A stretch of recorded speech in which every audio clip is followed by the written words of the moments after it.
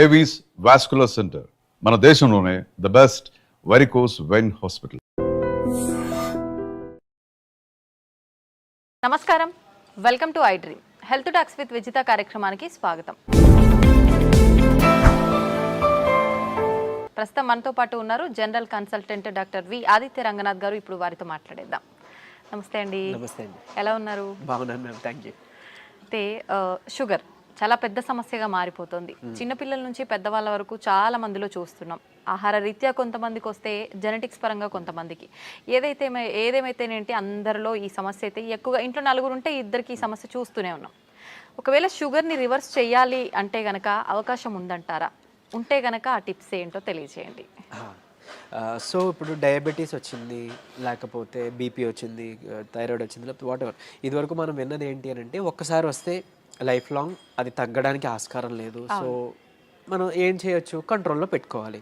So drugs, అదే మన medicine తీసుకుంటాము రెగ్యులర్గా, ఆపకుండా తీసుకుంటే కంట్రోల్లో ఉంటుంది కాబట్టి భయపడాల్సిన అవసరం లేదని చెప్తారు.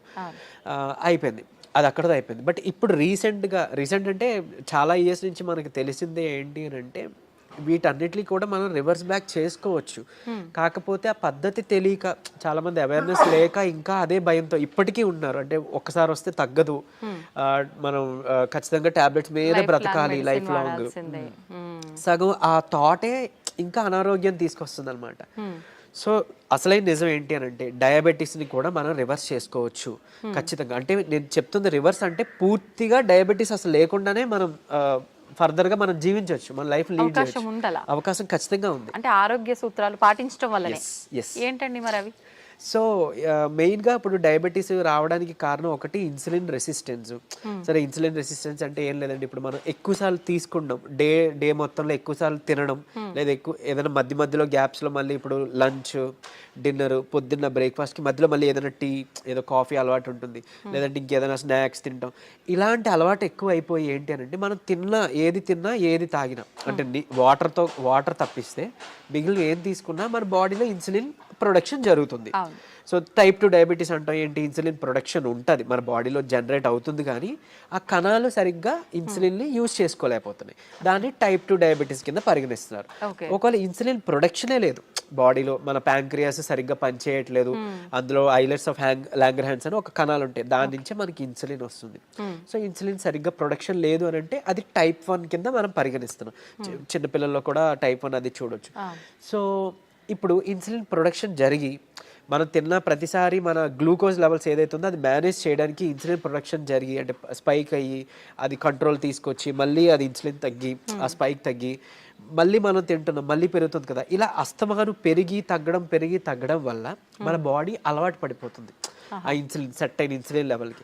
సో ఇన్సులిన్ రెసిస్టెన్స్ వచ్చేస్తే ఏమవుద్ది, ఇదే గ్లూకోజ్ని, అంటే రోజువారీ తినే సేమ్ అదే మోతాదు ఒక గ్లూకోజ్ని మనకి ఇప్పుడు మెటబలైజ్ చేయాలి అని అంటే ఇన్సులిన్ ఈ మోతాదుకి మించి ఇంకా ఎక్స్ట్రా ప్రొడక్షన్ జరగాల్సి వస్తుంటుంది అనమాట.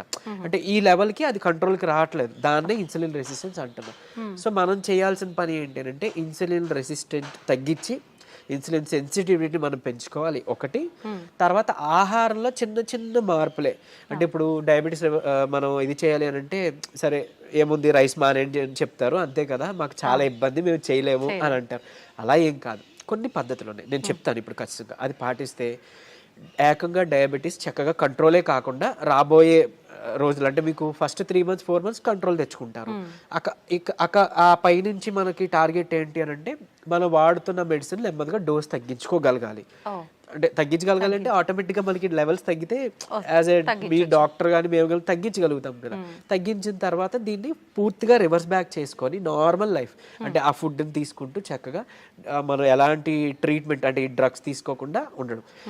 మళ్ళీ అది తగ్గిపోయిన తర్వాత మళ్ళీ పంచదార తినేస్తాం, మైదా పిండి తినేస్తాం, గోధుమ పిండి తినేస్తాం, లేకపోతే ప్రాసెస్డ్ ఫుడ్ తినేస్తాం. అంటే అసలు అదే మెయిన్ ప్రాబ్లం.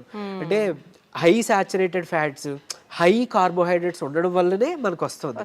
ఇది వరకు వాళ్ళకి, అంటే మన పెద్దలకి అప్పట్లో ఎందుకు రాలేదంటే వాళ్ళు ఇవేం తీసుకోలేదు కాబట్టి వాళ్ళకి రాలేదు. సో మనం అది ఫుడ్డే ఇది ఫుడ్డే కదా, ఏదో నార్మల్ లైఫ్, అంటే తగ్గిన తర్వాత మళ్ళీ తినేవచ్చు అన్న వాళ్ళకి ఇది ఆన్సర్ చెప్తున్నా. సో అది కాదు, నార్మల్గా మీరు రైస్ తీసుకోవచ్చు, రైస్ పూర్తిగా మానే అవసరం లేదు, కాకపోతే రైస్తో పాటు కొన్ని తీసుకోవాల్సి ఉన్నాయి. సో చూడండి సింపుల్ టెక్నిక్, హై కార్బోహైడ్రేట్స్ తీసుకోకూడదు, హై కాంప్లెక్స్ కార్బోహైడ్రేట్స్ తీసుకోకూడదు, తర్వాత హై సాచురేటెడ్ ఫ్యాట్స్ తీసుకోకూడదు. సో ఇవి తప్పిస్తే మరి మిగిలిన ఆప్షన్ ఏంటి? కొంతమంది ఇక్కడ ఏం చేస్తారంటే కార్బోహైడ్రేట్స్ తీసుకోకూడదు అన్నారు కాబట్టి పూర్తిగా కార్బోహైడ్రేట్స్ని తగ్గించేస్తున్నారు, అంటే నో కార్బోహైడ్రేట్ ఫుడ్ అంటారు, అలా వెళ్ళిపోతున్నారు, కీటో డైట్స్ అని. అలా వద్దు. అలా అయితే ఏమవుతుందంటే మనకి ఇన్ని సంవత్సరాలు లేదా ఇన్ని జనరేషన్స్గా మనకి బాడీకి కార్బోహైడ్రేట్స్ అలవాటు, సో దాని డైజెషన్ అలవాటు. సో అక్కడి నుంచి మళ్ళీ అది బ్రేక్ డౌన్ అయ్యి గ్లూకోజ్ కింద మనకి కన్వర్ట్ అవుతుంది, మనకి శక్తిని ఇస్తుంది, బాగుంది. మీరు తినడం మానేస్తే ఒకటి మీకు కూడా బాడీకి అది కొత్తది ఏంటంటే కార్బోహైడ్రేట్స్ అసలు అది డైజెషన్ చేసే ఒక పద్ధతే మర్చిపోద్ది మన బాడీ. సో రేపు పొద్దున్న నార్మల్ సింపుల్గా కార్బోహైడ్రేట్స్ తీసుకున్నా దానికి చాలా కష్టపడాల్సి వస్తుంది. అండ్ ఈవెన్ ఒకవేళ జెనెటికల్గా నెక్స్ట్ జనరేషన్స్ పాస్ ఆన్ అయింది అనుకోండి, అది ఇంకా ఇబ్బందిగా, అంటే నార్మల్ అన్నమే మనం అరాయించుకోలేకపోవచ్చు, లేకపోతే నార్మల్ సమోసానే ఎంజాయ్ చేయలేకపోవచ్చు మనం. సో అట్లా.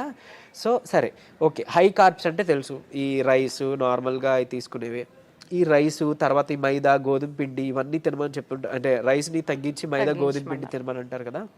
సో అది కూడా రిఫైన్డ్ తీసుకుంటే, పంచదార లేకపోతే గోధుమ పిండి ఇవన్నీ రిఫైన్డ్ ఫ్లోర్ బయట కొని తెచ్చుకుంటే అది కూడా మళ్ళీ మనకు ప్రాబ్లమే.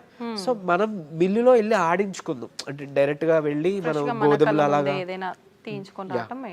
గోధుమలు, దానికి జొన్నలు యాడ్ చేయొచ్చు, రాగులు యాడ్ చేయొచ్చు, సోళ్ళు అంటాం కదా, సో అలా రాగి మాల్ట్లో తీసుకునే రాగులు అవన్నీ యాడ్ చేసి దాంతో మనం రొట్టిలానో లేకపోతే మిల్లెట్స్ ఏమైనా దానికి యాడ్ చేసి, కినోవా అని ఇప్పుడు వస్తుంది, సరే అంత అఫోర్డ్ చేయలేదు అన్న వాళ్ళకి పోనీ మనకి ఏమంటారు సామెలు, అరికిలు, గంటలు అలాంటివన్నీ తక్కువ రేట్కే వస్తుంటాయి కదా, అలాంటివి ఇంక్లూడ్ చేసుకోవచ్చు. పూర్తిగా రైస్ మానేమని నేను చెప్పట్లేదు, రైస్తో పాటు ఇది తీసుకోండి.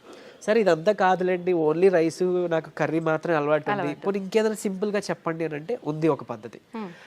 మనకి ఇప్పుడు ఇన్సులిన్ రెసిస్టెన్స్ అని మాట్లాడుకున్నామే, HbA1c మీ అందరికీ తెలుసు, 3 నెలల యావరేజ్ తీస్తే మనకి ఎంత ఉంది అనే దాని మీద మన డయాబెటీస్ ఉందా లేదా, కంట్రోల్లో ఉందా లేదా అని తెలుస్తుంది. సో దాన్ని మనం కంట్రోల్ పెట్టడానికే కదా ఇప్పుడు అన్ని చెప్తున్నాం, మన ఇన్సులిన్ వాడాలన్నా లేకపోతే ఈ మెట్ఫార్మిన్ మన డయాబెటీస్ డ్రగ్స్ వాడాలంటే కూడా మనకు అలానే దేవుడు కూడా ఇచ్చిన ఆహారంలో ఈ పని చేసే ఉన్నాయి. ఏంటి అని అంటే ఒకటి కీరా దోసకాయలు, తర్వాత పంకిన్ సీడ్స్ గుమ్మడి గింజలు, తర్వాత పాలకూర. వీటిలో ఏంటంటే పాలకూరలో తర్వాత పంకిన్ సీడ్స్లో వైటమిన్ ఈ ఉంటుంది, అది మీ HbA1cని చక్కగా కంట్రోల్ తీసుకొస్తుంది. అండ్ ఇప్పుడు చెప్పిన ఆహార పదార్థాల్లో మీకు ఇన్సులిన్ రెసిస్టెన్స్ని తగ్గించి సెన్సిటివిటీని పెంచే ఉంటాయి. సో ఇప్పుడు సరే కొంత లిస్ట్ చెప్తాను చూడండి. మష్రూమ్స్ బాగా అదే మన ఉడకబెట్టిన గుడ్లు ఫుల్గా విత్ సొనతో పాటు తీసుకోవాలి, అది కొలెస్ట్రాల్ కాదు, మంచి కొలెస్ట్రాల్ తీసుకోండి. సో తర్వాత నెయ్యి, తర్వాత మన కీరా దోసకాయలు, తర్వాత ఓట్స్, గ్రీన్ పీస్ అదే మన పచ్చి బఠానీలు, తర్వాత రాజ్మా, కిడ్నీ బీన్స్ అంటాం రాజ్మా, అలానే మిగిలిన బీన్స్ కూడా చక్కగా మిగిలిన రకాల బీన్స్, చిక్కుళ్ళు బీన్స్ ఇట్లాంటివన్నీ తీసుకుంటే కనుక ఇవన్నీ కూడా మీ ఇన్సులిన్ రెసిస్టెన్స్ని తగ్గించినవే. సో మీ గుడ్లు పోనీ ఆమ్లెట్ రూపంలో తీసుకోండి, నిద్రకి పనికి వస్తుంది ఆమ్లెట్, ప్లస్ దీనికి కూడా హెల్ప్ అవుతుంది.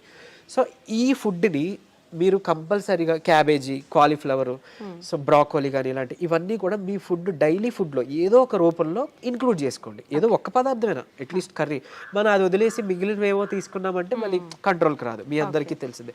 చాలామంది ఎక్కువ పాలకూర కూడా తినరు, సో అట్లా. లేదంటే మునగాకు ఉంది, సో మునగాకును కూడా మీరు పౌడర్ రూపంలో చేసుకోవచ్చు, ఎండబెట్టేసి చక్కగా పౌడర్ చేసుకొని ఒక చెంచా యాడ్ చేసుకోండి ఒక ముద్దకి, అన్నంతో పాటు రైస్తో తీసుకోవచ్చు, హాట్ వాటర్లో తీసుకోవచ్చు, మజ్జిగలో కలిపి తీసుకోవచ్చు. ఇది ఒక మనిషికి డైలీ లిమిట్ ఒక చెంచా. సో అట్లా అని ఇప్పుడు ఏం చేస్తారంటే కొంతమంది ఏదైనా రసం, చారు దాంట్లో కలిపేస్తారు, బట్ అది కలిపేస్తే అంటే ఇంట్లో 3 members 4 members ఉంటే అందులో ఎవరికి ఎంత వెళ్ళేది తెలియదు కదా. సో డైరెక్ట్గా మీరు కలుపుకోవడం బెటర్, ఏదర్ వాటర్లోనో మజ్జిగలోనో లేదా మీ అన్నం గిన్నెలోనో. ఇంకోటి అన్నము, ఇప్పుడు అలానే అదే అన్నము కూర తినే ముందుగా 1 కప్పు కీరా దోసకాయ తీసుకోండి, లేదా బీన్స్, మొలకలు తీసుకోండి చక్కగా. ఇవన్నీ మీకు హెల్ప్ అవుతుంది. లేదంటే మన దాలిమ్మ గింజలు 1 కప్ పెట్టుకోవచ్చు, పెట్టి ముందు అది తిని తర్వాత అన్నము కూర మనం తీసుకుందాం. అలానే అన్నం తినే ముందు, టిఫిన్ తినే ముందు, నైట్ డిన్నర్ చేసే ముందు ఏం చేయొచ్చు అనంటే కొంచెం పెప్పర్ అంటే మన మిరియాల పొడి 1 చిటికెడు తీసుకొని నిమ్మరసం యాడ్ చేసి కొంచెం గోరువెచ్చని నీటిలో ఒక కప్పు లేదా 1 గ్లాస్ గోరువెచ్చని నీటిలో కలిపి తాగేసేయండి. ఎందుకు అనంటే ఇప్పుడు ఈ పెప్పర్లో ఉండే పైపరిన్ అనేది మన ఏమంటారు యాక్టివ్ ఇంగ్రీడియంట్, మెడిసినల్ వాల్యూ ఉండే ఇంగ్రీడియంట్. ఇది మన లివర్లో ప్యాంక్రియాస్లో అదే ఎక్కడి నుంచి అయితే ఇన్సులిన్ వస్తుందో అందులో అక్కడ డైజెషన్ ఎంజైమ్స్ని వాటిని కూడా మంచిగా ఇది ఏమంటారు మెటబాలైజ్ చేస్తుంది. కరెక్ట్గా మెటబాలిజం బాగా జరిగి ఎంజైమ్స్ అన్ని మంచిగా ఫంక్షన్ అయ్యేలా చేస్తుంది. సో తర్వాత ఇంకొకటి మోర్ ఓవర్ ఈ ఏవైతే కాంప్లెక్స్ కార్బోహైడ్రేట్స్ మన హై కార్బ్స్ అన్నాం కదా దాన్ని బాగా కరెక్ట్గా డైజెషన్ జరిగేలాగా మెటబాలైజ్ అయ్యేలాగా ఇది హెల్ప్ చేస్తుంది. అండ్ ఈవెన్ మన పోషకాలు ఏవైతే ఉన్నాయో ఆకుకూరలోనో లేకపోతే మనం తీసుకునే ఫుడ్లోనో అవి మన వంట పట్టడం అంటాం కదా మన అబ్జార్ప్షన్ అవి అబ్జార్బ్ చేయడానికి ఈ ఈ పెప్పర్ మన మిరియాలు పొడి చాలా బాగా హెల్ప్ చేస్తుంది. సో ఈ రూపంలో తీసుకున్నారనుకోండి మీరు తిన్న తర్వాత పెరిగే షుగర్ లెవెల్స్ కంట్రోల్కి వస్తాయి అండ్ ఈవెన్ మనకి లోపల ఫంక్షనింగ్ బాగా మెరుగుపడుతుంది. ఇకపోతే డయాబెటీస్ రివర్సల్ గురించి వద్దాం. సో నేను ఇప్పుడు చెప్పింది 3 to 4 months చేస్తే ఖచ్చితంగా మీ షుగర్ లెవెల్స్లో చాలా వరకు మీకు తగ్గడం మీరే గమనించుకుంటారు. మీరు ఇంత అద్భుతంగా పనిచేస్తుందా అని అంటారు. ఎందుకనంటే చాలా మందికి ఒకటి ఉండిపోయింది సైకలాజికల్గా అంటే drugs like what ever medicine మాత్రమే మెడిసిన్, ఫుడ్ అంటే జస్ట్ ఆహారం మాత్రమే. అసలు కాదు. మీకు గుర్తుంటుంటే ఎప్పుడైనా మీ నాన్నమ్మలు అమ్మమ్మలు మీకు ఎప్పుడైనా పొట్టనొప్పి వచ్చింది అని అంటే ఏదైనా వాము కొంచెం సాల్ట్ కలిపిస్తే వెంటనే తగ్గడం మనం గమనించుంటాం. లేదంటే మెంతులు మింగేసి తాగేయండి వాటర్ అంటే అవన్నీ ఎందుకు పనిచేస్తున్నాయి? ఇప్పుడు యాంటాసిడ్స్ ఏవో వెళ్ళి పరగడుపున మాత్రం మనం పైకి వెళ్ళి తెచ్చుకొని వేసుకుంటున్నాం.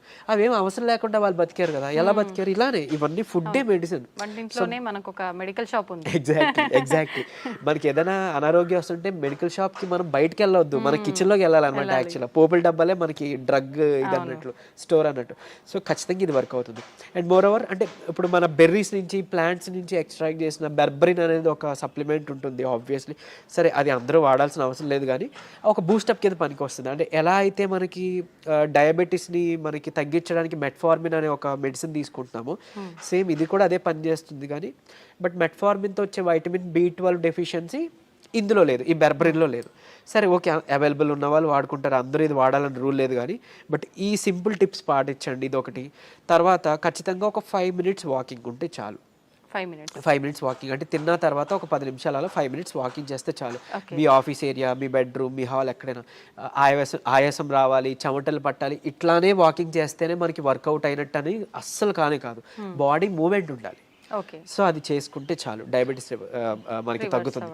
రివర్స్కి చెప్పుకున్న ఇందాక ఇంగ్రీడియంట్స్ ఉన్నాయి కదా, పంకిన్ సీడ్స్ అవ్వచ్చు, మన HbA1c కంట్రోల్ చేసే ఇన్సులిన్ సెన్సిటివిటీ పెంచేవి, ఇవి మీరు చేసుకుంటే 3 to 4 months ఖచ్చితంగా రివర్స్ అయిపోతుంది. ఇప్పుడు చాలా మంది మనం చూస్తూ ఉంటామండి, జామకాయ ఆకులు, లేత చిగుర్లు అని చెప్పి, లేదు అంటే తిప్పతీగ అని చెప్పి, ఇలాంటి కొన్ని ఆకులతో వేణిల్లో వేసి మరిగించిన వాటర్ తాగుతుంటారు షుగర్ ఉన్న వాళ్ళు. ఇది వర్క్ అవుతుంది అంటారా? యాక్చువల్గా ఇప్పుడు జామ ఆకులు ఉన్నాయి కదా, లేత తీసుకొని ఒక 4 ఆకులు మనం వేడి నీటిలో వేసి మరిగించి కషాయంలా తీసుకొని ఉదయం సాయంత్రం లేదా ఒక పూట అట్లీస్ట్ పరగడుపునైనా కానీ తాగితే కనుక అమోఘంగా ఆ రోజే పెరిగిన షుగర్ లెవెల్స్ తగ్గిపోయాయి.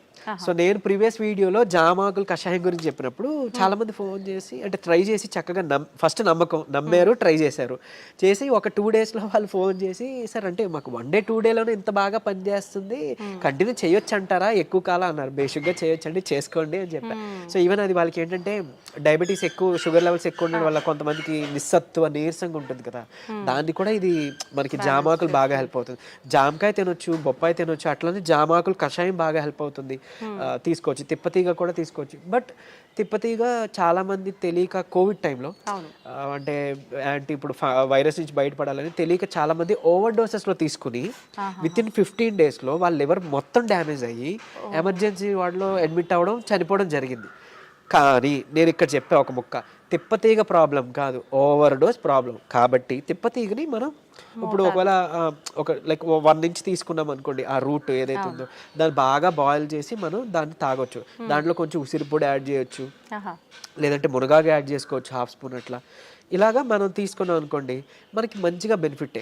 ఇప్పుడు అలాగని ఏంటి ఫ్లాక్ సీడ్స్ ఉన్నాయి, అవిసె గింజలు ఉన్నాయి. అవిసె గింజలు మనకి కొలెస్ట్రాల్ తగ్గిస్తుంటుంది, డయాబెటీస్ని రివర్స్ చేస్తుంది బాగా. అంటే ఒక 2 చెంచాలు మనం పౌడర్లా కానీ తయారు చేసుకొని మనం ఫ్లాక్ సీడ్స్ తీసుకుంటే, ఇదే ఫ్లాక్ సీడ్స్ గురించి ఒక పేపర్లో ఒక ఆర్టికల్ వచ్చింది. ఏంటి ఫ్లాక్ సీడ్స్ తీసుకోకూడదు, లివర్కి మంచిది కాదు, లేకపోతే ఇంకోటి ఏదో అని. కరెక్టే, ఏదైనా అతిగా తీసుకుంటే మనకి ఫుడ్ అయినా ఆబ్వియస్లీ కదా. సో అంతే, అది పట్టుకొని ఉండొద్దు.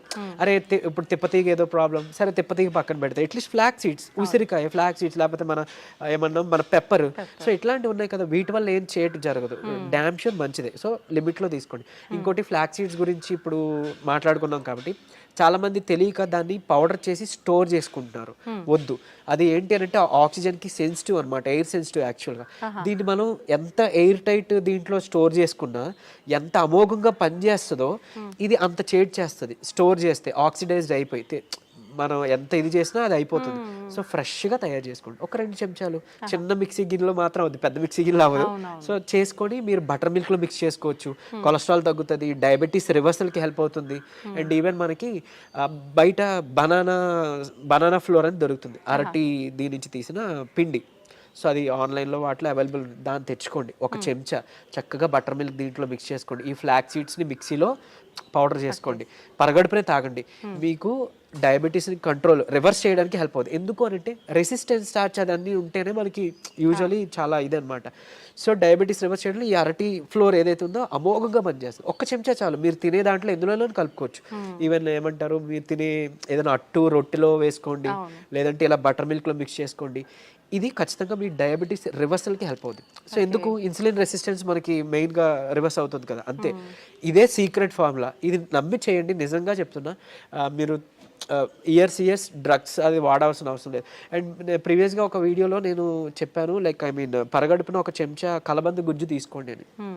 అది నేను ఎక్కడో మెడికల్ క్యాంప్కి వెళ్ళినప్పుడు ఒక ఆవిడ నా వీడియో చూశారంట. ఆవిడ కంట్రోల్ అయింది. సో మీరు ఇదివరకు వాడేవారు కదండి ట్యాబ్లెట్, ఈ నెల చాలా వరకు తగ్గింది. ఏం చేశారంటే, మీ వీడియో చూసాను సార్, యాక్చువల్గా కలబంద గుజ్జు చెప్పారు, పరగడుపుని తీసుకోవడం మొదలు పెట్టాను, నాకు ట్యాబ్లెట్ తగ్గిపోయింది, సగానికి సగం డోస్ తగ్గిపోయింది. And with in next 2nd or 3rd monthలో ఆవిడకి పూర్తిగా నేను ఆపేశాను. ట్యాబ్లెట్ తీసుకోవాల్సిన అవసరం లేదు, ఆవిడకి డౌన్ అయిపోతుంది. సో అంత బాగా పనిచేస్తాయి మనకి దేవుడు ఇచ్చిన ఇవన్నీ మెడిసిన్సే. సో ఇందులో చెప్పింది ఏదైనా వాడుకోండి. మీకు ఏం పని చేసిందో కమెంట్లో చెప్పండి. సో మిగిలిన వాళ్ళకి ఇన్స్పైరింగ్గా ఉంటుంది. అండ్ ఏది పని చేయలేదో లైక్ నాకు తెలిసినప్పుడు నేను సజెస్ట్ చేయగలుగుతాను మీకు ఆల్టర్నేట్గా. ఓకే, థ్యాంక్ యూ అండి. నిజంగా చాలా యూస్ఫుల్ టిప్స్ అనేది తెలియజేయడం జరిగింది. నమస్తే.